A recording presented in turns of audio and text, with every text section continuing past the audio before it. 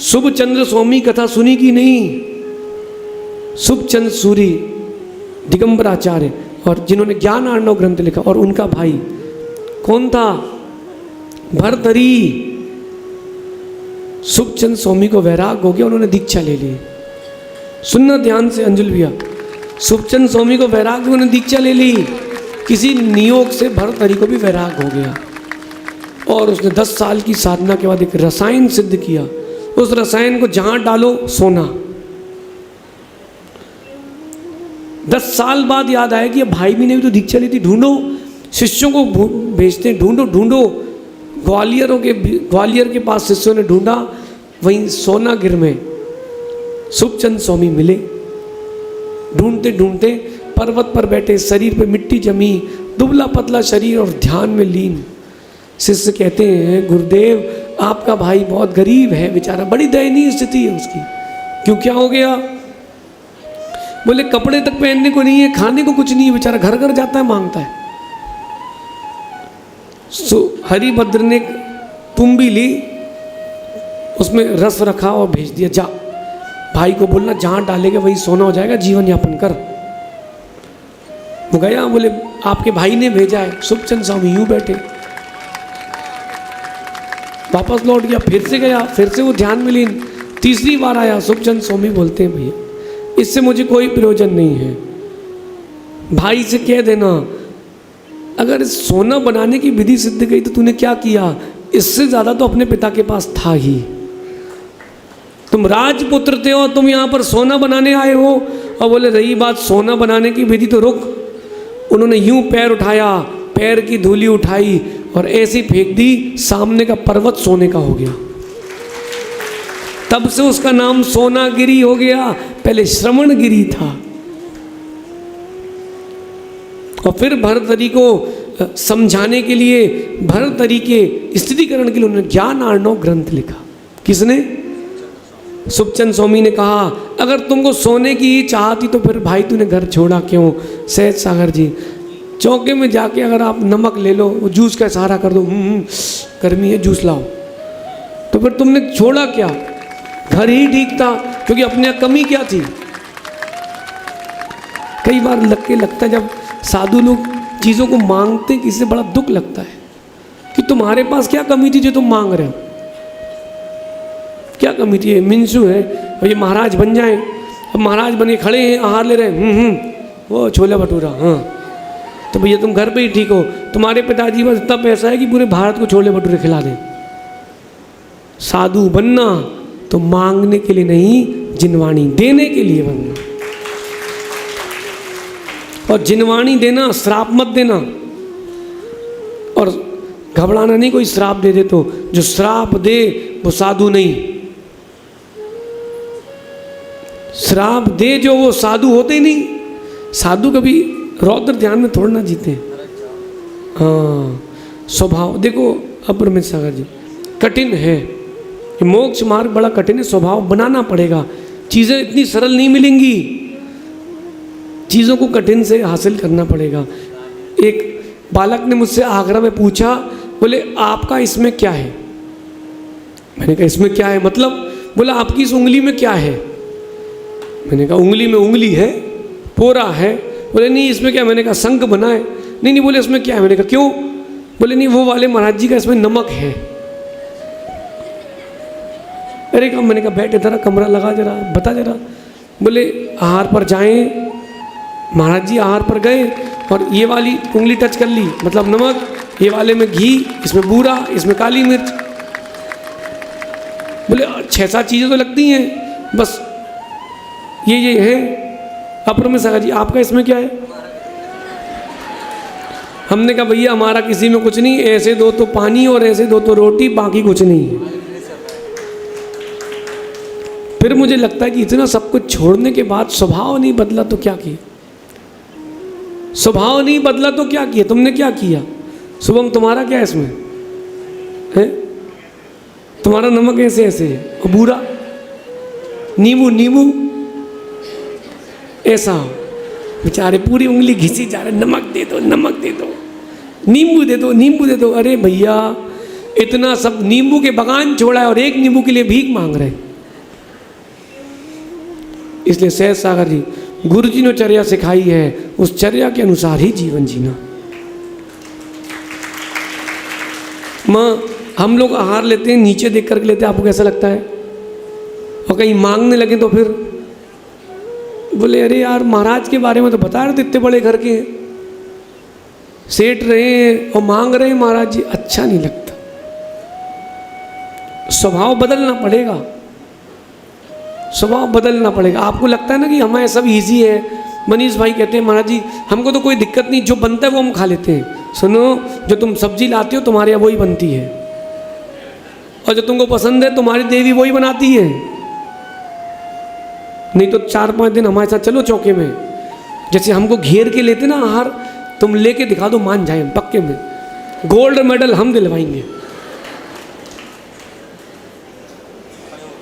ले सकते क्या आप? सुनो मनीष भाई, भोजन कर रहे हो थाली में और 20 लोग तुम्हें देखें, रसगुल्ला खा लिया, एक और लाओ, इनको रसगुल्ला अच्छा लग रहा है, क्या बोलोगे? बोले भैया तुम सब उधर जाओ, शांति से खाना, नज़र मत लगाओ। हम लोगों से पूछो कैसा लगता है, भैया दे दो, ये चुपचाप खा लो। नई बहू बन करके जीना पड़ता है साधु को। हर जगह नए नए जगह जाते हैं तो नई बहू बन के रहना पड़ता है। इसलिए भैया साधुओं से कहना है, मांगा चूंगी नहीं करना, ना भोजन की ना पैसे की। भगवान महावीर स्वामी के वंश के हैं, उनका वेश लिए हैं, ये मांगा चुंगी वाला काम नहीं करना। मैं बेंगलोर चातुर्मास करके आया, हेगड़े जी मेरे पास आए, बोले आपकी डिमांड क्या है? डिमांड? चातुर्मास की डिमांड मैं तो पहली बार सुनी। बोले नहीं आपकी डिमांड क्या क्या है? पांडाल कितना बड़ा हो, कहाँ हो, और चातुर्मास के बाद कौन सी गाड़ी लोगे आप? अरे बाप रे, मैंने कहा भैया अब आपने पूछा तो हमारी 3 डिमांड है भाई, जिनको भी चातुर्मास कराना हो हमारी 3 डिमांड है। हम कुएं का पानी पीते हैं वही पिएंगे, दूसरा सर में चंदेवा लेते हैं तो चंदेवा लेंगे, और जंगल करने दूर बाहर जंगल जाएंगे। ये अपनी 3 डिमांड है, जो पूरी कर ले वहीं चातुर्मास कर ले। तो बोले बस ये 3 डिमांड तो हो जाएंगी, ये तो हो जाएंगे, इसमें कोई दिक्कत नहीं। आप लोग सोचो अगर वहाँ जाके हम बोल देते कि ठीक है एक टेम्पो ट्रैवलर चाहिए, एक टवेरा चाहिए चातुर्मास के बाद, तो क्या महावीर स्वामी सिद्धशिला में सोचते कि मेरी परंपरा का तो नहीं है। इतने दिन हो गए बूंदी हमने किसी कुछ मांगा, पेंसिल भी मंगाई हो तो बताओ। रोहित जी आपने कहा ग्रंथ छपाना है, हमने नहीं कहा। प्रेरणा देना दूसरी बात है, लेकिन अप्रमित सागर जी किसी को जबरदस्ती मांगना, मांग लिया तुमने तो फिर तुमने कुछ नहीं किया। प्रेरणा दो कि मिंसू बेटा जिनवाणी का प्रसार करो, जिनवाणी घर घर पहुंचाओ, जैन शासन की प्रभाव ना करो, अपने दोस्तों को कैसे जैन बनते हो जैन बन के दिखाओ और फिर सिखाओ, तो बात है। तो ये प्रेरणा है। लेकिन अगर किसी कुछ मांग लिया तो क्यों नीरज, 10 साल तो 9 साल तो तुमको भी हो गए जुड़े, और कोई पुराना है क्या इससे? राजस्थान में 10 साल तो 9 साल तो हो गए आपको, लेकिन बताओ आज तक कुछ तुमसे मंगवाया हो तो नहीं। साधु अपना स्वभाव बदलते हैं, मांगते नहीं हैं, गुणवान बन के देते हैं। और मेरा तो सोचना है कि हम तुमसे कुछ मांगे तुम दे देना, और फिर हम जो दें वो ले लेना। लेकिन हाँ बोलने के पहले सुन लो। जैसे मिंशू से हमने कहा जहर खाने का त्याग कर दो, तो इसने बोला हाँ कर दे रहे, तो 9 बार नमोकार पढ़ लिया। मैंने कहा शादी करना जहर है। अरे बोले ये वाला नहीं, ये वाला नहीं, ये तो करूँगा। पहले पूरा सुन लेना। तुम अपना समर्पण दो वैराग के साथ, हम तुम्हें रत्न देंगे आनंद के साथ। तब तो आनंद है। इसलिए भैया सहज सागर जी, झुल्लक जी, अप्रमित सागर जी और आदित्य सागर जी, हम भी तो हैं। अपन अपने घर में बहुत था और बहुत है, अपन को यहाँ किसी का मांगना नहीं है, अपन को आनंद से जीना है। जब अंदर मन में लगे कि ये भगवान वो मीठा उठा के चला दे, समझ लेना तुम भिखारी हो गए, भिक्षु नहीं बचे। मांगना नहीं। जहाँ लाहम जो मिल जाए सो आनंद से लो। हाँ, और तो आचार्य कहते हैं ना हमेशा ऐसे नींबू के लिए उंगली घिसे जा रहे, पूरी रेखाएं घिसी जा रही, नमक नमक नमक, इसमें तुम्हारा क्या है? काली मिर्च, फिर घी, फिर बूरा, ठंडाई, हनी, तुम्हारा क्या है इसमें? अपन तो डायरेक्ट बोल ही देते हैं, क्यों, क्या दिक्कत है? और सीजन वाइज चेंज होता है, ठंडी में अलग, गर्मी में अलग। अरे इन इशारों की जगह अपनी आत्मा को इशारा करो कि तुम स्वभाववान गुणवान बनो। ऐसा समझोगे तो विशुद्धि, वरना विशुद्धि अभी कैसी है? जा रही है, जारी है। अगर विशुद्धि जारी है तो मोक्ष मार्ग जारी, आनंद जारी है। किसी भी व्यक्ति को अपने जैसा बनाने की गलती ना करें, जो जैसा है उसको स्वीकार करें, वरना दूर हट के अपनी जिंदगी आनंद से जिए। स्वभाव, कर्म, गुण सबका अपना अपना है, सबका अपना अपना है। तो आप किसी को अपने जैसा नहीं कर सकते। जो भावुक है वो भावुक रहेगा, कितने ही समझाओ कहाँ सुधर सकता है। सुनो, आप लोग नीति क्लास सुनते क्या हमारी? सुनते ना? ये हम थोड़ा ना चालू करें, ये भैया बैठे शुभम भैया, इन्होंने कहा कि महाराज जी एक नीति क्लास हो जाए रोज 10 मिनट की। मैंने कहा ठीक है भैया, कंसिस्टेंसी तुम रखना। बोले हाओ। सुन रंजीत, ये नीति क्लास भैया ने चालू कराई, कितनी हो गई भैया? 580 लगभग, 580 हो गई। एक आध ही तुम उतार लेते ना तो तुम्हारी नीति क्लास होती। फिर इधर देखो शुभम, बाजू में देखो तुम्हारे पड़ोसी को, समझ रहे ना?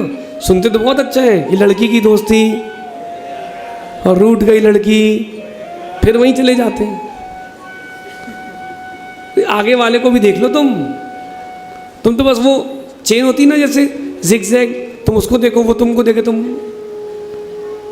उसको देखो, तुम वो, सब एक दूसरे को देख लो। कितनी समझाओ, समझ में उसकी आता है जिसकी भवितव्यता होगी। ओ रंजीत बेटा, प्रवचन रिकॉर्ड नहीं करना, सुनना भी, और सुनते मत रहना, रिकॉर्ड भी करना। नहीं तुम बटन दबाना भूल जाओ, सब गेम ओवर।